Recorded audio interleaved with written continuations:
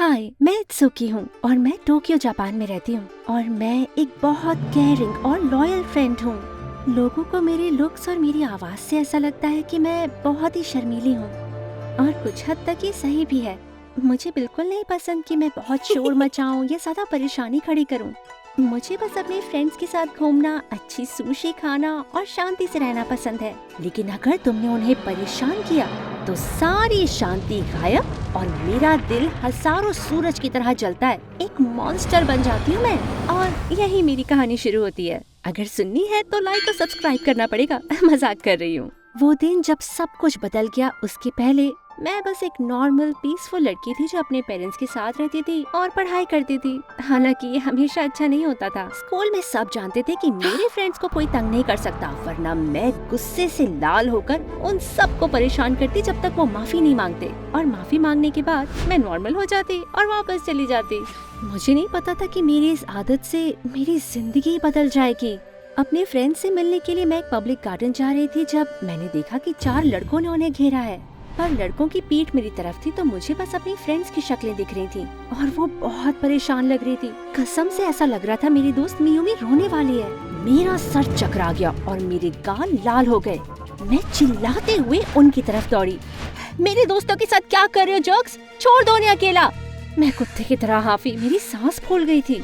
सारे लड़के चौंक गए, हैरानी से कुछ बोल भी नहीं पा रहे थे, बस मुझे देख रहे थे। लेकिन तभी मियुमी ने मुझसे कहा, इट्स ओके, वो हमें परेशान नहीं कर रहे थे। तो तुम रोने क्यों वाली थी अभी? और तुम अकारी, मैंने तुम्हारा चेहरा देखा था। इन गधों की साइड मत लो, मैं जानती हूँ मैंने क्या देखा। एक्सक्यूज मी, मुझे माफ करना, हम तुम्हारी फ्रेंड्स को परेशान नहीं कर रहे थे, बस बात कर रहे थे। ओह अच्छा, तो फिर? अचानक मेरी सांसें रुक गयी। मैंने उसका चेहरा देखा और मेरी बोलती ही बंद हो गई। मेरे दिल का सारा गुस्सा शर्म में बदल गया था। मन कर रहा था किसी गुफा में घुस जाऊं और कभी वापस ना आऊं। ये तो मैं एओकी हूँ और वो बस ऑटोग्राफ लेना चाह रहे थे। ये मेरे बैंड के बाकी लोग हैं। कसम से हम कुछ गलत नहीं कर रहे थे। उसकी बातें तो मुझे सुनाई ही नहीं दे रही थी।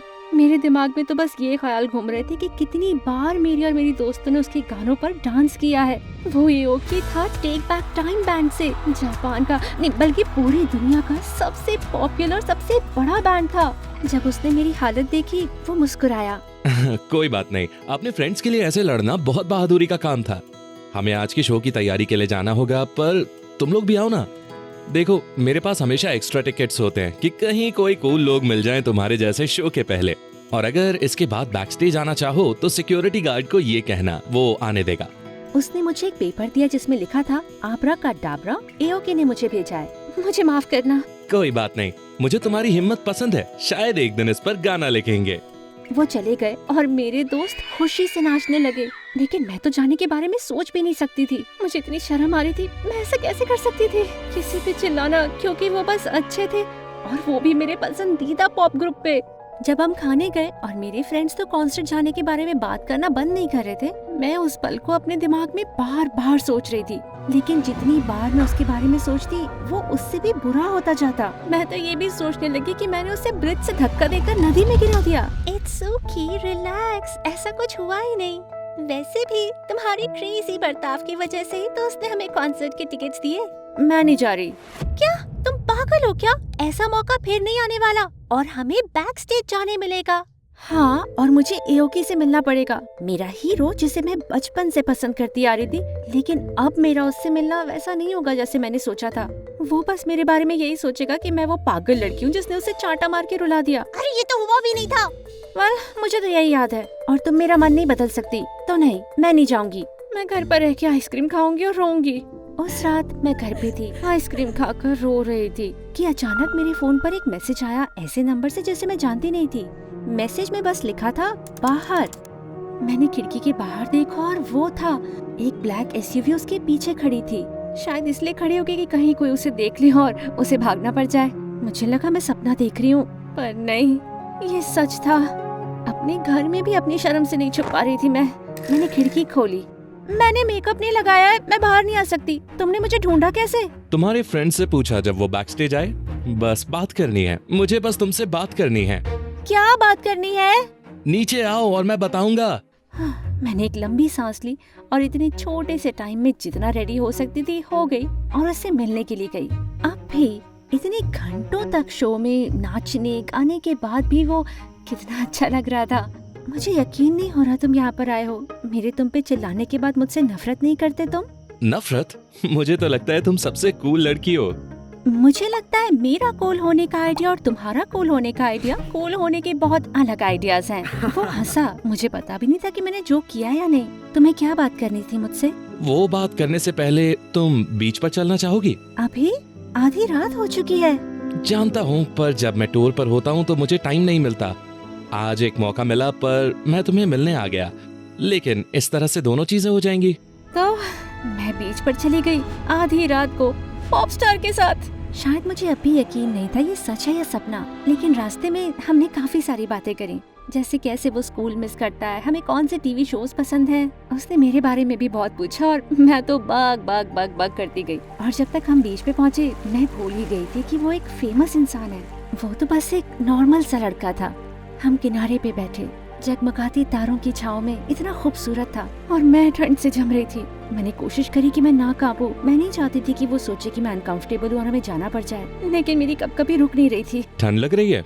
नहीं, ठंड से कपकपाते हुए मैंने ये बोला। उसने अपनी जैकेट उतारकर मुझे दे दी। आखिरकार मैं रिलैक्स होकर वहाँ रहना एंजॉय कर पाई। मैं तुमसे कहना चाहता था कि मैं तुम्हें एडमायर करता हूँ। मुझे? क्यों? क्योंकि मैं तुम पर चिल्लाई और खुदगर्दी साबित हो गई? हाँ, एक्चुअली मजाक कर रहा हूँ, पर सच ये है कि मैं कभी भी इस तरह से अपने लिए नहीं बोल पाया। मैं हमेशा से शांत और शर्मीला रहा हूँ और सच कहूँ तो डरा हुआ। पर तुम्हें देखने के बाद फाइनली मुझ में भी ताकत आई कि अपने मैनेजर से लड़ सकूं। वो सालों से मेरे और बाकियों के साथ बुरा बर्ताव करता रहा है और तुम्हारी वजह से हमें उससे आजादी मिल गई। समझ नहीं आया मैं क्या कहूँ। मुझे पता ही नहीं था कि मेरे अपने बर्ताव से, बस अपने फ्रेंड्स को बचाने की कोशिश से किसी की जिंदगी में इतना असर पड़ेगा। बीच पर चलते हुए हमने और बातें करी और मुझे यकीन नहीं हो रहा था कि वो कितना फनी था। और फिर पता नहीं कहाँ से बर्फ गिरने लगी। हम बातें करने में इतना बिजी हो गए थे कि बादल आते हमने देखा ही नहीं। उसने मेरा हाथ पकड़ा और हमने स्नोफ्लेक्स को गिरते हुए देखा। मैं उसकी तरफ मुड़ी। मुझे यहाँ लाने के लिए शुक्रिया। मुझे बहुत अच्छा लग रहा है। सबको लगता है कि मैं जो करता हूँ उसकी वजह से हमेशा खुश रहता हूँ, पर सच कहूँ तो कभी कभी मैं बस किसी से बात करना चाहता हूँ, कोई ऐसा जो मुझे बस अपने काम का एक हिस्सा ना समझे। किसी ने आज तक मेरे साथ समय बिताने के लिए शुक्रिया नहीं कहा। ये तो बहुत बुरा है। उन लोगों को पता ही नहीं कि वो कितने लकी हैं कि वो तुम्हारे साथ हैं। उसने मेरी आंखों में देखा और वो एक छोटा सा पल समंदर की तरह बड़ा हो गया। मुझे किस करने के लिए वो आगे बढ़ा। मैंने अपनी आंखें बंद करी। मुझे यकीन नहीं हो रहा था मेरी पहली किस दुनिया के सबसे बड़े पॉप स्टार के साथ होगी। लेकिन तभी पानी की लहर मेरे पैरों पर आई और मैं ठंड से चीख पड़ी। वो हंसा और मैं भी हंसने लगी और अचानक गर्म सी रोशनी मेरे चेहरे पर पड़ी। वो थी पिंक, येलो, पर्पल और मुझे एहसास हुआ कि सुबह हो गई थी। हमने पूरी रात यहाँ बिता दी। ओह नो, मेरे मम्मी पापा बहुत गुस्सा करेंगे। उसने फटाफट मुझे मेरे घर पर पहुँचा दिया और घर पहुँचकर उसने मुझसे कहा, अगर कभी दोबारा मेरे कॉन्सर्ट आना चाहो तो मैसेज करना, मैं टिकट दिला दूंगा और वो शब्द कह के मुझसे मिलने बैक स्टेज आना। मैंने आगे झुककर उसे किस किया और किस से समय फिर से रुकने लगा था। कसम से उस पल में सूरज की किरण भी जम गई थी। जब मैं पीछे हटी थोड़ी सी शर्म आ रही थी मुझे। मैंने बिना सोचे ये कर लिया था। पता नहीं वो क्या सोचेगा। उसने बस मुस्कुराते हुए कहा, सबसे बहादुर लड़की। फाइनली मैं घर आ गई, लेकिन मेरे मम्मी पापा तो जाग चुके थे और मुझसे बहुत गुस्सा थे। मैंने माफी मांगी पर मेरे चेहरे से मुस्कान नहीं जा रही थी, जिससे उन्हें और गुस्सा आ रहा था। उन्होंने मुझे मेरे रूम में भेजा और बोला मैं एक हफ्ते के लिए ग्राउंडेड हूँ, पर मुझे कोई फर्क नहीं पड़ता। अगले कुछ दिन मैं सारा टाइम उस रात के बारे में लिखती, उससे जितना हो सके चैट भी करती। उसने भी मुझे अपने बारे में बताया, सारे इंटरव्यूज, फिल्म प्रीमियर्स और जिन कॉन्सर्ट्स में वो जाता था, और मुझे फेस टाइम करने के लिए भी कहा। वाओ, यहाँ मैं अपने छोटे से कमरे में बंद हूँ और बोर हो रही हूँ, और तुम बाहर हो, अपने हीरो से मिल रहे हो, हजारों लोगों के लिए गाने गा रहे हो और वो फिल्में देख रहे हो जो अब तक रिलीज भी नहीं हुई। वो सब सच है। मैं अपने हीरो से मिला और हर रात मैं हजारों लड़कियों के लिए गाना गाता हूँ जो मुझसे शादी करना चाहती हैं, और इस सब का कोई मतलब नहीं। ये क्या कह रहे हो तुम? बिल्कुल मतलब है। तुम लोगों की जिंदगी में बदलाव ला रहे हो, अपनी म्यूजिक से सबको खुश कर रहे हो, और मैं जानती हूँ जो भी तुमसे मिलता है वो तुम्हें पसंद करता है। मुझे गलत मत समझना, अपनी लाइफ पसंद है मुझे। मैंने इसके लिए बहुत मेहनत करी है। पर सच तो ये है, चाहे जितनी भी अमेजिंग नाइट्स बिताई हो मैंने, पर उस रात तुम्हारे साथ बैठकर सितारों की छांव में बातें करना मेरी लाइफ की सबसे अच्छी और ना भूलने वाली रात थी। और फिर वो शांत हो गया और इतना दुखी लग रहा था कि मुझे रोना आ गया। और तब मुझे एहसास हुआ हम दोबारा नहीं मिल पाएंगे ना। जापान टूर के बाद हम सीधा अमेरिका जाएंगे, फिर ऑस्ट्रेलिया और फिर इंग्लैंड। मैं अगले 2 साल तक वापस नहीं आऊंगा। मुझे एहसास हुआ कि हम एक दूसरे को गुड बाय कह रहे थे। इतनी मुश्किल चीज मैंने कभी नहीं करी थी, पर मैं जानती थी हम एक नहीं हो सकते। मैंने सोचा अच्छा यही होगा कि हम जानबूझकर बातें करना बंद कर दें। धीरे धीरे एक दूसरे को भूल जाने से तो बेहतर है ये। मैंने रोकने की बहुत कोशिश करी पर नहीं रोक पाई। मेरी आंखों से आंसू अपने आप बहने लगे थे और वो भी रोने लगा। मैं बहुत कुछ कहना चाहती थी कि वादा करूं हम एक दिन दोबारा जरूर मिलेंगे, पर मैं जानती थी कि वो इतना बिजी रहता है और जल्दी मैं भी कॉलेज चली जाऊंगी और फिर काम में बिजी हो जाऊंगी। ये मुमकिन नहीं था। तो मैंने बस एक चीज कही जो उस पल में सोच पाई। वो एक चीज जो सच थी, मैं तुम्हें कभी नहीं भूलूंगी। वो अब भी बहुत दुखी था और काफी देर तक चुप रहा और फिर मुस्कुराते हुए बोला, ऑफ कोर्स नहीं भूलोगी, वो तो नामुमकिन है। हम दोनों हंसे और थोड़ी देर के लिए तो हम अपने दुख को भूल भी गए थे। हमने पूरी रात फोन पर बातें करी और फिर से समय बीत गया और सूरज की किरण मेरी खिड़की से आई और मेरी आंखों में जोर से पड़ी, बिल्कुल वैसे जैसे उस रात बीच पर हुआ। और फिर फाइनली हमने फोन रख दिया। कुछ सालों बाद जब मैं कॉलेज में थी तो उसने मुझे एक मैसेज किया। उसने कहा कि वो एक कॉन्सर्ट के लिए जापान आ रहा है और अगर मैं जाना चाहूँ तो मेरे 1-2 फ्रेंड्स के लिए वो टिकट भी भेज देगा। मैंने 5 मांग लिए। मैं अपने दोस्तों के साथ गई और वो वहाँ था। उसे दोबारा मिलना बहुत अच्छा लग रहा था।